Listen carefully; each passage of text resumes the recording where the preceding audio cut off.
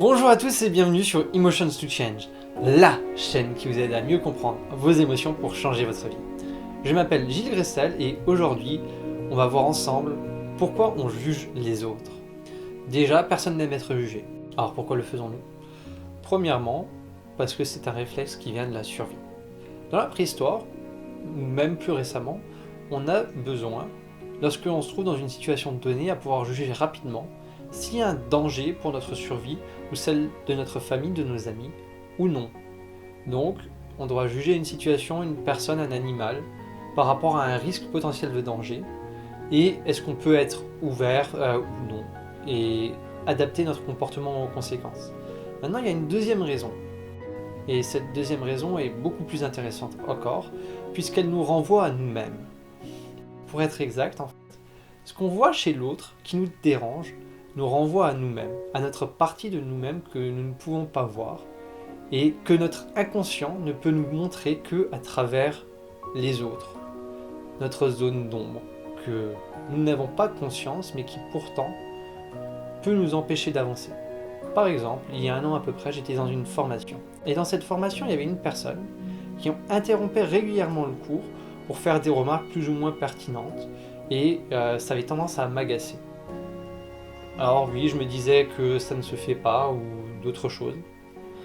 Mais maintenant, au fond de moi, il y avait une partie qui était agacée, pas parce que elle interrompait le cours, mais parce que au fond de moi, j'avais envie de me mettre en avant. Et j'avais régulièrement eu peur au cours de ma vie d'être rejeté.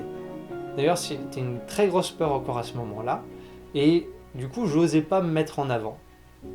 Et ce que cette personne faisait, c'est qu'elle me renvoyait que j'osais pas me mettre en avant par peur d'être rejeté. Et ce qu'elle était en train de faire, c'est qu'elle osait. Du coup, elle me renvoyait une mauvaise image de moi-même, ce qui avait tendance à m'agacer, à m'énerver un peu.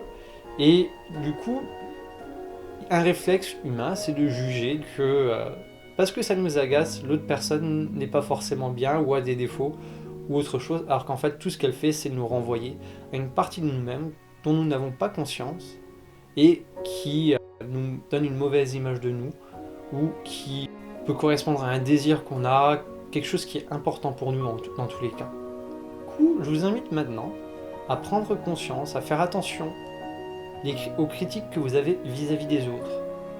Dans quelle situation jugez-vous les autres pour ce qu'ils font, pour qui ils sont, pour ce qu'ils ont peut-être, peu importe la raison en soi, prêtez attention à vos critiques vis-à-vis des autres. Et que vous renvoie-t-elle par rapport à vous-même? Peut-être y a-t-il des croyances, y a-t-il des peurs, ou toute autre sorte de freins qui peuvent vous ralentir et que cette personne peut justement vous aider à prendre conscience.